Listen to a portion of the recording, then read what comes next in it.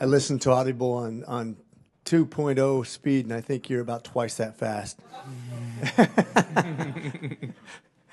The Department of Energy Advanced Research Project Agency, ARPA, energy program helps accelerate the development of cutting-edge energy technologies and enhances the economic and energy security of the United States.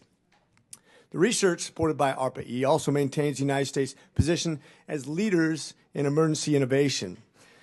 Nuclear fusion is of particular interest to myself, and I'm sure all Americans. It has the potential to deliver inexhaustible energy supplies of cheap, clean energy to a region on the grid, create a market worth trillions, and meet the world's escalating need for energy, expected to grow by nearly 50% by 2050. And I might add, we're going to have 60% need of more food into the future, so energy and technologies will combine here with AI.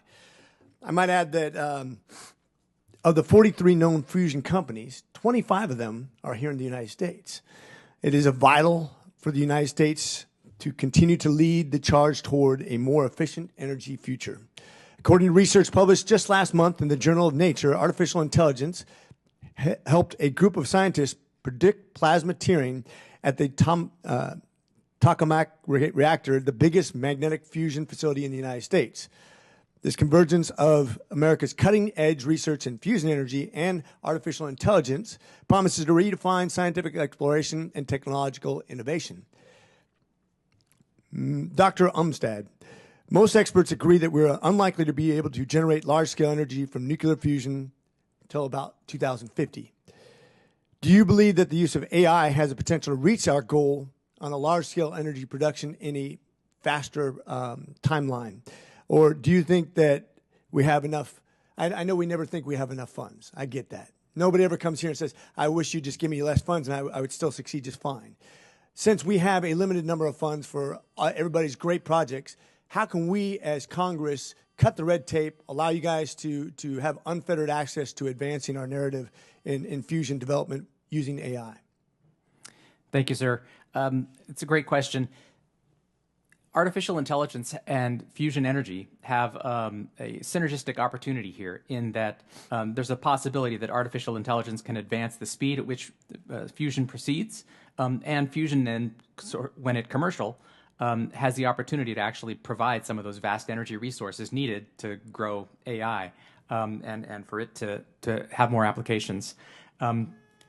In the near term, though, with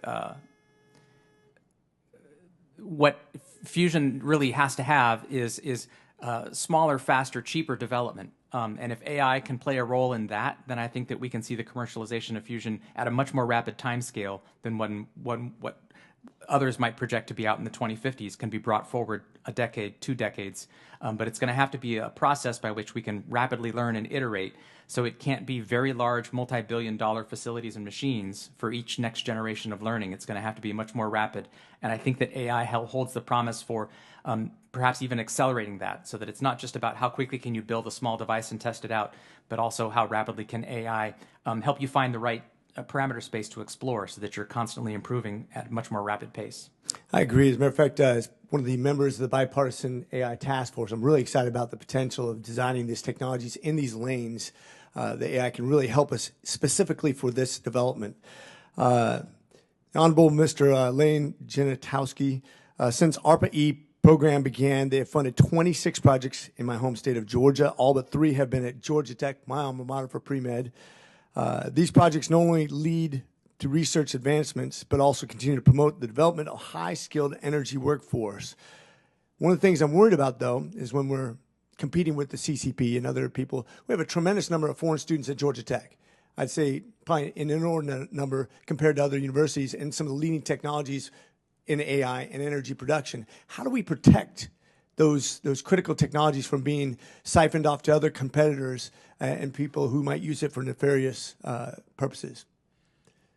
Thank you for the question. It was something that I was addressing in conjunction with the rest of the department in 2019 and 2018, and it's still not done.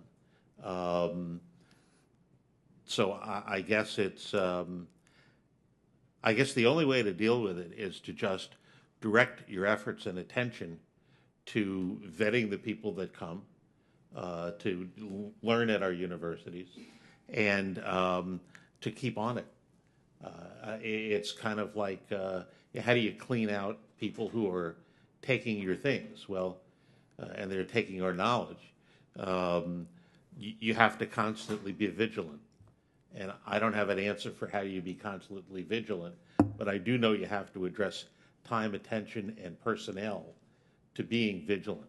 So for the record, I just want to point out that the former director literally said it has not been addressed, and we have a existential threat of losing technology that could be critical to the future, the strategic future of America and its competitive nature. Thank you. With that, I yield.